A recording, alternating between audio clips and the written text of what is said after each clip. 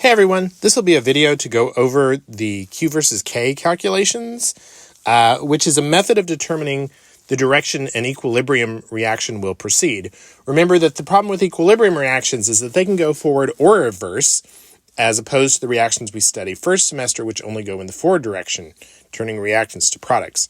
Now we can have reactions go in reverse, turning products into reactants. But it's difficult to tell just when we're getting started which direction a reaction is going to go.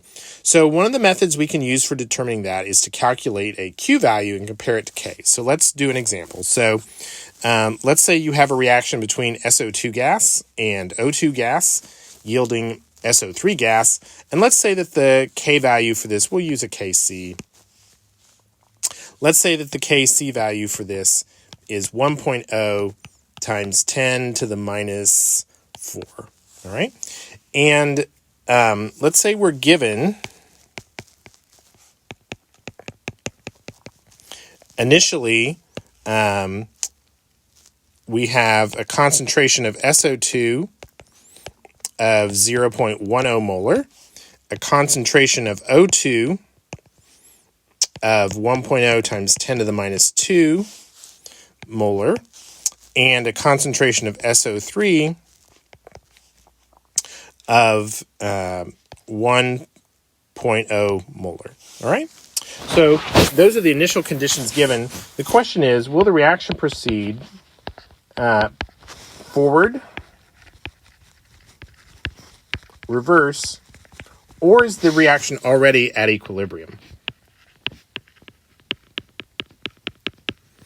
And the way we're going to do that is by calculating Q.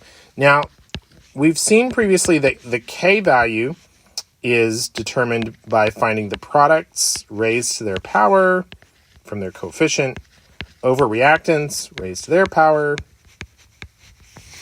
And it's basically always a ratio of products to reactants at equilibrium. When we're doing Q, it's the exact same expression, except we don't necessarily fill in equilibrium values. This is not a real thing. I just do it myself to help myself remember. I use brackets when I mean equilibrium, and I use parentheses when I don't, although I just violated that above, so it's not a real system. It's just something I do to remind myself that I'm calculating Q instead of K. But we're just going to take these numbers that we're given and plug them into this Q expression, which again is exactly the same as Q and as the K expression. And we'll see what to do with that here in just one moment. So we're going to plug in these numbers that we were given.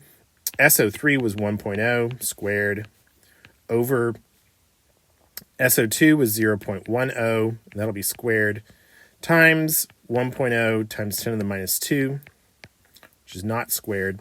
And when we plug that into our calculator, we're going to get that Q is 1.0 times 10 to the fourth power. All right?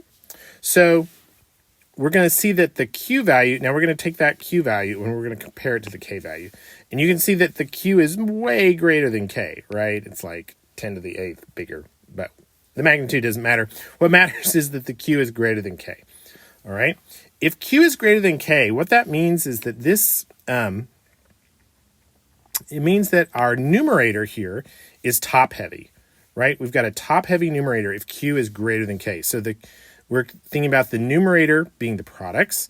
There's too great a concentration of products, and there's too small a concentration of reactants for this reaction to be at equilibrium. All right. So Q is greater than K. What we need to do is have products turn into reactants. In other words, we need this reaction to go in reverse and turn those products into reactants. That will make this numerator decrease in value. That'll make the denominator increase in value. Numerator decrease, denominator increase. That'll eventually get Q all the way down to the value of K. All right. So here, that means that the Q versus K calculation, Q greater than K means the reaction is going to go in reverse. All right. So what we're generally going to do on these is we're going to follow the same kind of procedure each time. We're going to calculate Q. It's the same expression as K. In other words, products over reactants. All right. And then we're going to compare Q and K. If Q is greater than K, the products are too large, the product concentrations are too large, that reaction needs to go in reverse. If Q is less than K, the fraction has too small of a numerator. In other words, there aren't enough products for this reaction to be at equilibrium. That reaction will go forward. If Q is equal to K, hey, guess what? You're already at equilibrium. Well, not you personally. The reaction is already at equilibrium and will neither go forward or reverse. All right. So a lot of times students try to memorize this part here. And honestly, if you'll just think of Q as products over reactants, you can work it out for yourself if you get confused or get these backwards, okay? There are all these cutesy things you're going to find on the internet about it, but instead, it's better to think about, okay, if Q is greater than K, all right, this first case, that means that my numerator is too big. And to reduce the numerator, the reaction has to go in reverse. If you have the second case here where Q is too small, that means your numerator is too small. You need the reaction to go forward, changing reactants into products, making that numerator get bigger, all right? That's how we do Q versus K calculations to predict the direction of reactions.